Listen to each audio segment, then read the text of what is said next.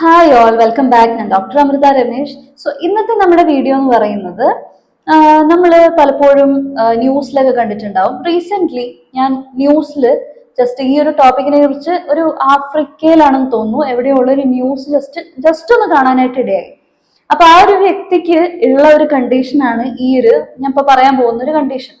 അപ്പൊ ആ ആളെന്ന് പറയുന്ന ആ ഒരു വീട്ടിൽ ഒറ്റപ്പെട്ട് പുറത്തെങ്ങും പോവാണ്ട് അല്ലെങ്കിൽ ലേഡീസിനായിട്ട് സമ്പർക്കം ഇല്ലാതെ അങ്ങനെ ജീവിക്കുന്ന ഒരു മനുഷ്യനാണ്. അപ്പൊ ആ ആൾക്കുള്ള ഒരു കണ്ടീഷന്റെ പേരാണ് ഗൈനഫോബിയ എന്ന് പറയുന്നത്. അപ്പോ ഗൈനഫോബിയ എന്നുള്ള വാക്കിൽ നിന്ന് തന്നെ നമ്മൾക്ക് മനസ്സിലാകും അത് എന്ത് ഫോബിയാണ്, എന്തിനോടുള്ള ഇറാഷണൽ ഫോബിയ എന്ന് പറയുന്നത് നമുക്കറിയാലോ. ഒരു ഇറാഷണൽ ഫോബിയ, അതായത് ഇറാഷണൽ ഫിയർ, എന്തെന്നില്ലാതെ അകാരണമായിട്ട് എന്തിനോ കുറിച്ച് ഓർക്കുന്ന ഒരു പേടി. ഇതാണ് ഫോബിയയിൽ വരുന്നത്. അപ്പം ഗൈനഫോബിയ എന്ന് പറയുമ്പോൾ പെണ്ണുങ്ങളെ സംബന്ധിച്ചിടത്തോളം ഇതൊരു ഗ്രീക്ക് വേർഡ് എന്നാണ് നമുക്കിത് വരുന്നത്. അപ്പൊ പെണ്ണുങ്ങൾ അല്ലെങ്കിൽ സ്ത്രീകളോട് ഒരു അവേർഷൻ അല്ലെങ്കിൽ ഒരു ഭയം തോന്നുന്ന ഒരു അവസ്ഥയാണ് ഗൈനഫോബിയ എന്ന് പറയുന്നത്. അപ്പൊ അത് തന്നെയാണ് ഈ ഒരു ആഫ്രിക്കയിലുള്ള ഈ ഒരു മനുഷ്യന് ഉണ്ടായിട്ടുള്ള ഒരു കാര്യം. ഇവിടെ വെച്ച് കഴിഞ്ഞാൽ സ്ത്രീകളോട് ഇവർക്ക് ഭയങ്കര വിരോധമായിരിക്കും. ഈ ഒരു വിഷയം വരുമ്പോഴത്തേക്കും നിങ്ങൾക്ക് പലപ്പോഴും തോന്നുന്നുണ്ടാവും നിങ്ങളും അങ്ങനെ തന്നെയാണോ. ചില ആൾക്കാർക്ക് ഉണ്ടാവും ലേഡീസിനോട് സംസാരിക്കാൻ ഭയങ്കര ബുദ്ധിമുട്ട്, ഭയങ്കര ഒരു അൺഈസിനെസ് ഫീൽ ചെയ്യുക. പുരുഷന്മാരോട് സംസാരിക്കുന്ന ഇടപഴകുന്ന പോലെ അത്ര എളുപ്പമായിട്ട് തോന്നുന്നുണ്ടാവില്ല പെണ്ണുങ്ങളോട് സംസാരിക്കാൻ. എന്നാൽ അത് ഡിഫറെന്റ് ആണ്, ഇത് ഡിഫറെന്റ് ആണ്. ഇതിലെന്ന് പറഞ്ഞു കഴിഞ്ഞാൽ അവരോട് വെറുപ്പും അവേർഷൻ, അവരോട് ഭയങ്കര ഒരു വല്ലാത്തൊരു ഇഷ്ടക്കേട് പോലെ തന്നെയാണ് ഇതിലുണ്ടാവുക. അത് മാത്രമല്ല ഡെയിലി ലൈഫിൽ മുന്നോട്ട് പോകാനേ പറ്റുന്നില്ല സ്ത്രീകൾ ഉള്ളത് കൊണ്ട് തന്നെ. സ്ത്രീകളോട് ഇടപഴകുന്നില്ല. ഇവർക്ക് ഭയങ്കര ആങ്സൈറ്റി ആയിരിക്കും, അത് ഡീപ്പ് സീറ്റഡ് ആയിരിക്കും, വളരെ ഉറച്ച ആങ്സൈറ്റി ആയിരിക്കും. ഭയങ്കര ബുദ്ധിമുട്ടാണ് സ്ത്രീകളായിട്ട് ഇടപഴകാൻ. മറ്റൊന്ന് വെച്ച് കഴിഞ്ഞാൽ സാധാരണ നെർവസ്നെസ്സും കാര്യങ്ങളൊക്കെ ആയിരിക്കും ചിലപ്പോൾ നിങ്ങളിൽ ഒരു പക്ഷേ എഫക്ട് ചെയ്യുന്നുണ്ടാവുക. പക്ഷെ ഇയാള് ഈ ഒരു ആഫ്രിക്കയിലുള്ള ഒരു വ്യക്തിയുടെ കാര്യം പറയാന്നുണ്ടെങ്കിൽ ആൾക്ക് ഒരു തരത്തിലും ഒരു സ്ത്രീകളെയും കാണാൻ അയാൾക്ക് താല്പര്യമല്ല. അതെന്തുകൊണ്ടാ വെച്ചാൽ ആർക്ക് വിരോധമാണ്. അതുകൊണ്ട് തന്നെ വീടൊക്കെ കെട്ടിപ്പൂട്ടി ബന്ധസ്ഥാക്കിയിട്ടൊക്കെയാണ് ആൾ ഇരിക്കുന്നത്. അപ്പൊ ഇതിന്റെ സിംറ്റംസ് എന്ന് പറയുന്നത് എന്തൊക്കെയാണ് നമുക്ക് ഊഹിക്കാം അല്ലെ.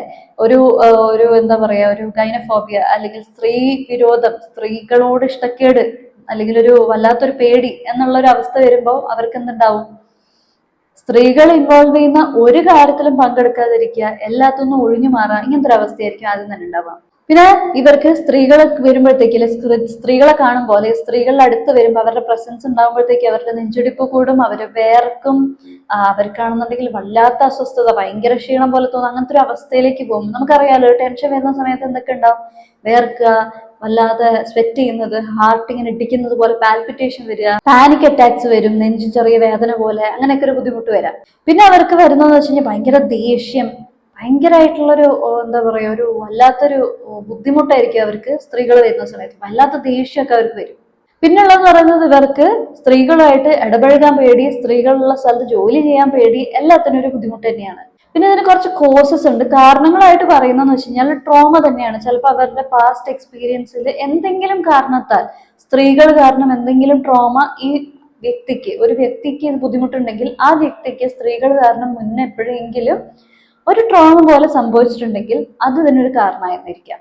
അത് ചിലപ്പോൾ അബ്യൂസ് ആവാം, സെക്ഷൽ അബ്യൂസ് ആവാം, വെർബൽ അബ്യൂസ് ആവാം, അല്ലെങ്കിൽ ബുള്ളിങ്, കളിയാക്കലാവാം, ഇങ്ങനെ പല കാരണങ്ങളാവാം. അത് പാസ്റ്റ് എക്സ്പീരിയൻസ് ഏതോ ആയിക്കോട്ടെ, അത് സ്ത്രീ കാരണം അവർക്കൊരു വേദന പോലെ ഉണ്ടായെങ്കിൽ അത് ചിലപ്പോൾ ഭാവിയിലേക്ക് ഈ ഒരു സ്ത്രീനോടുള്ള ഒരു പേടി അല്ലെങ്കിൽ ഒരു ആൻസൈറ്റി അല്ലെങ്കിൽ ഒരു ദേഷ്യം, ഇങ്ങനത്തെ ഒരു സാഹചര്യത്തിലേക്ക് ഇത് നയിച്ചേക്കാം.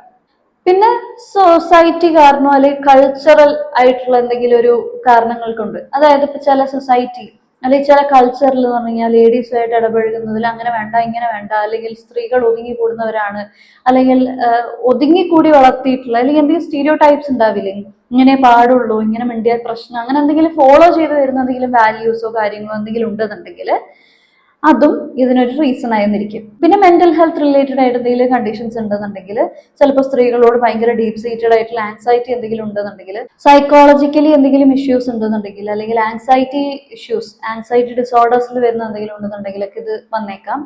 ഇതിന് തെറാപ്പീസ് ആയിട്ട് നമുക്ക് കുറെ കാര്യങ്ങൾ കൊടുക്കാൻ പറ്റും. നമുക്ക് ഹോമിയോപ്പത്തിക്കലി നമ്മൾ നോക്കുകയാണെന്നുണ്ടെങ്കിൽ, ഹോമിയോയിൽ എന്ന് പറഞ്ഞു കഴിഞ്ഞാൽ നമ്മൾ മെന്റൽ സിംറ്റംസ്, മൈൻഡ് റിലേറ്റഡ് ആയിട്ടുള്ള സിംറ്റംസ് നമ്മൾ കളക്ട് ചെയ്യാറുണ്ട് ഏതൊരു അസുഖത്തിനും. അപ്പൊ അതിന് വളരെയധികം ഇമ്പോർട്ടൻസ് നമ്മൾ ഹോമിയോപ്പതിയിലുണ്ട്. അപ്പൊ അങ്ങനെ മെഡിക്കലി നോക്കുകയാണെന്നുണ്ടെങ്കിൽ അതിനും ഒരു സിംറ്റം വെച്ചിട്ട് നമുക്ക് നോക്കാനായിട്ട് പറ്റും. അതല്ലാതെ നമുക്ക് തെറാപ്പീസ് കുറെ അവൈലബിൾ ആണ്. അതിലൊന്നെന്ന് പറയുന്നത് കോഗ്നിറ്റീവ് ബിഹേവിയർ തെറാപ്പിയാണ്, CBT എന്ന് പറയും. അതെന്ന് പറയുന്ന ഈ ഒരു ഇറാഷണൽ ടൈപ്പ് ഓഫ് എന്ത് തരം ഫിയറിനെയും നമ്മൾ അതിനൊന്ന് ഓവർകം ചെയ്യാനായിട്ട്, അതിന്ന് ആളെ രക്ഷപ്പെടുത്തി കൊണ്ടുവരാനായിട്ട് ഹെൽപ്പ് ചെയ്യുന്ന കോമൺലി യൂസ് ചെയ്യുന്ന ഒരു തെറാപ്പിയാണ് CBT എന്ന് പറയുന്നത്. അടുത്തൊന്നാണ് എക്സ്പോഷർ തെറാപ്പി എന്ന് പറയുന്നത്. എക്സ്പോഷർ തെറാപ്പി എന്ന് പറയുമ്പോൾ എന്താണ്, നമുക്കറിയാം എന്തിനോടാണോ ഭയക്കുന്നത് ആ ഒരു ഭയക്കുന്ന സിറ്റുവേഷനിലേക്ക് തന്നെ എക്സ്പോസ് ചെയ്ത് അത് ഓൾ ഓഫ് എ സഡൻ ആളെ കൊണ്ട് ചെയ്യിപ്പിക്കലല്ല, സ്റ്റെപ്പ് ബൈ സ്റ്റെപ്പ്. അപ്പൊ അതാണ് എക്സ്പോഷർ തെറാപ്പി. അപ്പൊ ഇവിടെ ഈ ഒരു സിറ്റുവേഷനിൽ വെച്ചാൽ വുമനുള്ള അല്ലെങ്കിൽ സ്ത്രീകൾ ഇൻവോൾവ് ചെയ്യുന്നതായിട്ടുള്ള കാര്യങ്ങളിലേക്ക് പയ്യെ ആളിനെ ഒന്ന് കടത്തി ആ ഒരു ഫിയറിനെ ഓവർകം ചെയ്യാനായിട്ട് അതായത് ഓവർകം ചെയ്യാനായിട്ട് ട്രൈ ചെയ്യുന്ന ഒരു സിറ്റുവേഷൻ. പിന്നെ മെഡിക്കേഷൻ എന്ന് പറയുന്നത് ആസ് ഐ ഓൾറെഡി മെൻഷൻഡ്, നമ്മുടെ ഹോമിയോപ്പത്തിക്കലി നമുക്ക് മെഡിസിൻ അവൈലബിൾ ആണ്. ഞാൻ ഹോമിയോ ഡോക്ടർ ആയത് കാരണം തന്നെ ഞാൻ ഹോമിയോപ്പത്തിക്കലി ഉള്ള മെഡിക്കേഷനെ കുറിച്ചിട്ടാണ് ഞാൻ പറയുന്നത്. സോ ഹോമിയോപ്പത്തിക്കലി നോക്കുകയാണെന്നുണ്ടെങ്കിൽ മെഡിസിൻസ് ഇഷ്ടംപോലെ അവൈലബിൾ ആണ്. പിന്നെ സപ്പോർട്ട് ഗ്രൂപ്പ്സ് ഉണ്ടാക്കുക. സപ്പോർട്ട് ഗ്രൂപ്പ്സ് എന്ന് പറയുന്നത് നമുക്ക് ഒരു എഫക്റ്റഡ് ആയിട്ട് എന്തെങ്കിലും ഒരു പ്രശ്നമുള്ള ഒരാൾ അല്ലെങ്കിൽ എന്തെങ്കിലും ഒരു ബുദ്ധിമുട്ട് ഫേസ് ചെയ്യുന്ന ഒരാളാണെന്നുണ്ടെങ്കിൽ ആ വ്യക്തിക്ക് സിമിലർ ആയിട്ട് അനുഭവങ്ങളുള്ള ആൾക്കാരുമായിട്ട് നമ്മൾ അവരുടെ എക്സ്പീരിയൻസസ് ഷെയർ ചെയ്യുന്ന രീതിയിൽ ഒരു പ്രോഗ്രാം സെറ്റ് ചെയ്യുക. അപ്പോൾ അത് കുറച്ചും കൂടി പ്രചോദനവും മറ്റൊരാളുടെ എക്സ്പീരിയൻസ് കേൾക്കുന്ന സമയത്ത്. അപ്പൊ ഒരു സപ്പോർട്ടിംഗ് ഗ്രൂപ്പ് എപ്പോഴും ഉണ്ടാകുന്ന ഒരു നല്ലൊരു കാര്യം തന്നെയാണ്. അപ്പൊ ഇതൊക്കെയാണ് നമ്മുടെ ഈ ഒരു വീഡിയോയിൽ, അതായത് നമ്മൾ ഗൈനഫോബിയ എന്ന് പറയുന്നത് എന്താണെന്നുള്ളത് മനസ്സിലായി കാണും. അതെന്തുകൊണ്ട്, എങ്ങനെ നമുക്ക് അതിനെങ്ങനെയൊക്കെ ട്രീറ്റ് ചെയ്യാം എന്നുള്ളതൊക്കെയാണ് ഇന്നത്തെ നമ്മുടെ വീഡിയോയിൽ പറഞ്ഞിട്ടുള്ളത്. സോ എല്ലാവർക്കും ഈ ഒരു വീഡിയോ ഇൻഫോർമേറ്റീവ് ആയിരുന്നു എന്ന് വിചാരിക്കുന്നു. നിങ്ങൾ ഈ ഒരു ടോപ്പിക്കിനെ കുറിച്ചിട്ട് ആദ്യമായിട്ടാണ് അറിയുന്നതെങ്കിൽ വളരെ വിശദമായിട്ട് മനസ്സിലാക്കിയെന്ന് വിചാരിക്കുന്നു. ഇത് അറിയാത്തവരിലായിട്ട് നിങ്ങൾ ഷെയർ ചെയ്തും കൊടുക്കുക. Thanks for watching.